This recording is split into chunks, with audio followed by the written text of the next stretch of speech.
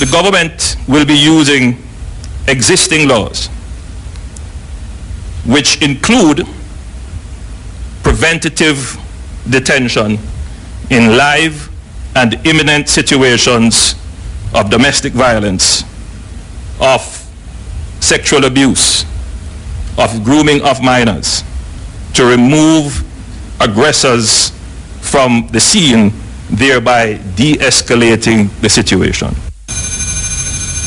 Now, questions were raised about possible breaches of individuals' constitutional rights. However, Attorney General Marlene Malhou Fort says the government has done its checks. If there is cause to detain them beyond that, the police will utilize an out-of-court mechanism and take the person before a justice of the peace for an order for a longer period of detention. At that time, the detainee has an opportunity to ask for his release, either on condition or conditionally. But what after the detention?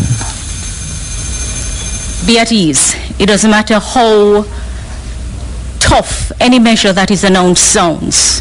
We're ensuring that those measures comply with the Constitution and the laws of Jamaica. Meanwhile, there are more calls for tangible and sustainable solution to the crime problem facing the country. Opposition leader Portia Simpson Miller added her voice to concerns about the spiraling crime through a release some hours before the Jamaica House press briefing. More in this report.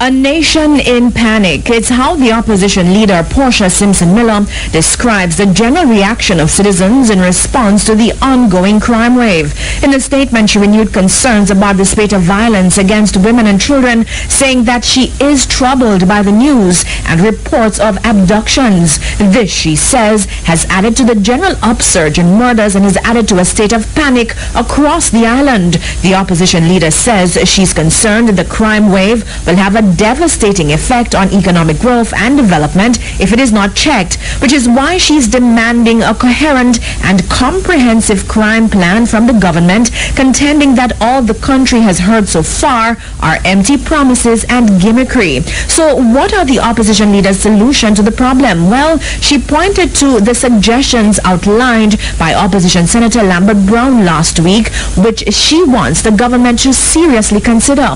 These include implementing the anti-gang law and setting targets for the dismantling of gangs, establishing a registry of all gangs and their members, fast-tracking cases involving gangs by dedicating court facilities with adequate resources, including judges, prosecutors, and legal support for investigators, establishing a standing committee of Parliament dedicated to crime reduction, and re-establishing through the Partnership for Jamaica the Justice and Crime Committee. The Crime Committee, she argues, was a formula that worked. Mrs. Simpson Miller is also urging citizens to be vigilant, be careful of strangers in their communities, and keep their children close. She noted that Jamaicans have a responsibility to look after themselves and to look out for each other.